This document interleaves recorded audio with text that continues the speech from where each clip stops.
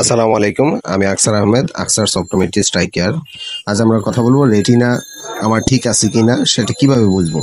হ্যাঁ, যখনই দেখবেন সকালবেলা ঘুম থেকে ওঠার পর চোখে কালো কালো মেঘের মতো ছায়া অনুভূতি হচ্ছে, বা ভালো দেখতে পাচ্ছেন না, কিংবা দৃষ্টির যে পরিসীমা রয়েছে সেখানে কোনো একটা অংশ বা অংশে কালো পর্দার মতো দেখা যাচ্ছে বা মাছির মতো দেখা যাচ্ছে, হ্যাঁ, তখনই বুঝতে পারবেন আপনার রেটিনাতে কোনো সমস্যা হচ্ছে।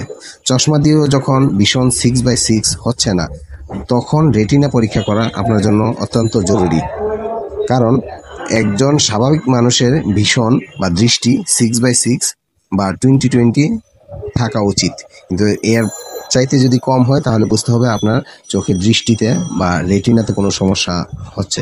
তাহলে অবশ্যই আপনার নিকটবর্তী আশেপাশে চোখের ডাক্তার বা অপটোমেট্রিস্ট যদি থাকে তাকে শরণাপন্ন হওয়া উচিত। ধন্যবাদ। সবাই সুস্থ থাকবেন, চোখের যত্ন নেবেন। আল্লাহ হাফেজ।